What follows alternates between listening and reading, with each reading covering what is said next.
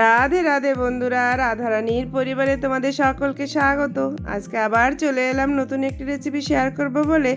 আজকে তোমাদের সাথে আমি শেয়ার করব অন্য রকমভাবে একটি ফুলকপির রেসিপি। এই রেসিপিটি আশা করি তোমাদের ভালো লাগবে।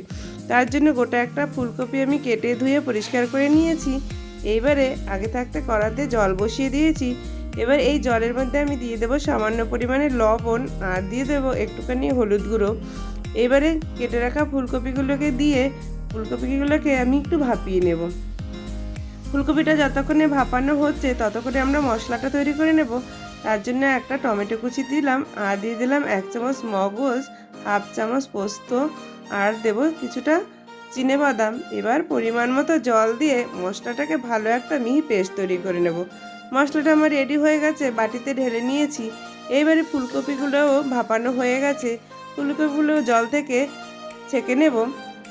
ফুলকপিগুলো জল থেকে ছেঁকে নিয়ে 5 মিনিট আমি ঠান্ডা করে নেব। এখন আর লাগবে কিছুটা ছোলার ডাল। ছোলার ডালটা আমি আগে থাকতে 1 ঘন্টা আগে ভিজিয়ে রেখেছিলাম। এবার এই ফুলকপি আর ছোলার ডাল ভালো করে মিক্সিতে পেস্ট করে নেব। একটা মিহি পেস্ট তৈরি করে নিতে হবে। প্রথমে আমি ছোলার ডালটাকে পেস্ট করে নেব। ছোলার ডালের মধ্যে দিয়ে দিলাম 2টো কাঁচা লঙ্কা, দিয়ে এবার ভালোভাবে এটাকে পেস্ট করে নেব। ডালটা আমার পেস্ট করা হয়ে গেছে, বাটিতে ঢেলে নেব। এবারে এই মিক্সার বাটির মধ্যেই আমি ফুলকপিগুলোকেও পেস্ট করে নেব সুন্দরভাবে। দেখো ফুলকপিগুলোও ভালো পেস্ট করা হয়েছে। ফুলকপিটা একদম মিহি পেস্ট করে নিতে হবে। দেখে মনে হচ্ছে দেখো একদম ছোলার ডাল পেস্ট করেছি, কতটা সুন্দর লাগছে দেখতে। এবার ফুলকপি আর ছোলার ডাল আমি বাটিতে ঢেলে নিলাম। এখন আমি কড়া বসিয়ে দেব। কড়া বসিয়ে কড়াতে দিয়ে দিলাম সরষের তেল। তেল গরম হয়ে গেলে দিয়ে দিলাম 1 চামচ কালো জিরে ফোড়ন। কালো জিরে দিয়ে দিলাম সামান্য পরিমাণে হিং। এবার ফোড়নটা ভাজা হয়ে গেলে আমি দিয়ে দেব পেস্ট করে রাখা ফুলকপি আর ছোলার ডালটা, দিয়ে একটু নেড়েচেড়ে নেব।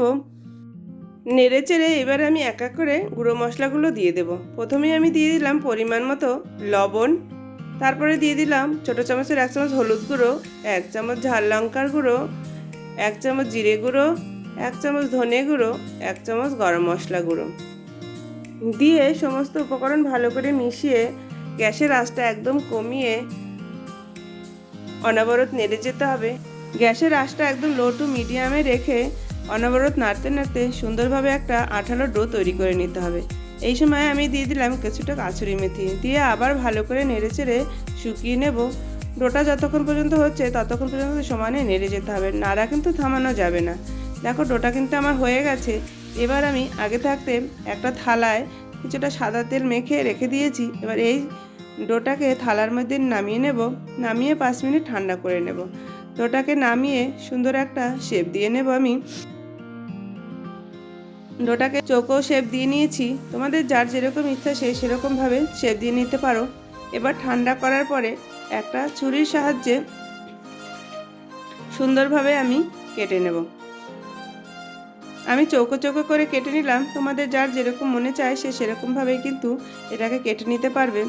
এই ফুলকপির ধোকার ডালনা রেসিপি কিন্তু অসাধারণ একটি রেসিপি। তোমরা যদি কাউকে না বলো কেউ কিন্তু বুঝতেই পারবে না যেটা কিসের ধোকা। এই ফুলকপির ধোকার ডালনা তোমরা কিন্তু খুব সহজেই বানিয়ে ফেলতে পারো বাড়িতে। দেখো আমি একটা কেটে দেখালাম তোমাদের, কতটা সুন্দর হয়েছে দেখো। দেখে মনে হচ্ছে না যে একদম আমরা যে ধোকার ডালনা রান্না করি সেই রকমই ধোকাগুলো মনে হচ্ছে। এবারে সমস্ত ধোকাগুলো আমার কেটে বের করে নেওয়া হয়েছে। এবার আগে থাকতে আমি কড়া বসিয়ে দিলাম, দিয়ে দিলাম সাদা তেল। তেল গরম হয়ে গেলে আমি এক এক করে ধোকাগুলোকে ভেজে নেব। ধোকাগুলোকে বেশ সুন্দর লাল লাল করে কিন্তু ভেজে নিতে হবে। ধোকাগুলো ভাজার জন্য কিন্তু খুব বেশি সময় লাগবে না, খুব তাড়াতাড়ি ভাজা হয়ে যাবে। এক দিকটা হয়ে গেলে আমি অন্য দিকটা উল্টে পাল্টে ভেজে নেব। দেখা এই ধোকাগুলো কিন্তু আমার সুন্দর ভাজা হয়ে গেছে। এবার এগুলোকে আমি তুলে নেব।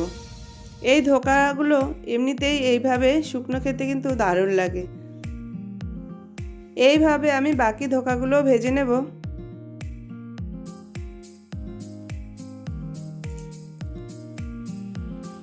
বাকি ধোকাগুলো আমার ভাজা হয়ে গেছে, এগুলো আমি তুলে নেব।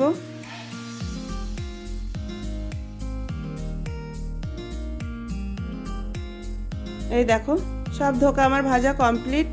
এক প্লেট ধোকা আমার রেডি হয়ে গেল। এবারে এই তেলের মধ্যে আমি দিয়ে দিলাম 1 চামচ গোটা জিরে ফোড়ন, একটা তেজপাতা ফোড়ন, আর দিলাম কিছুটা হিং আর সামান্য চিনি। ফোড়নটা ভাজা হয়ে গেলে এবার বেটে রাখা মশলাটা আমি দিয়ে দেব। দিয়ে একটু নেড়ে চেড়ে এবারে দিয়ে দেব আমি 1 চামচ হলুদ গুঁড়ো, 1 চামচ ঝাল লঙ্কার গুঁড়ো, 1 চামচ জিরে গুঁড়ো, 1 চামচ ধনে গুঁড়ো দিয়ে ভালো করে নেড়েচেড়ে কষিয়ে নেব। এবারে দিয়ে দেবো পরিমাণ মতো লবণ আর একটু বাটি ধুয়ে জলও দিয়ে দেব।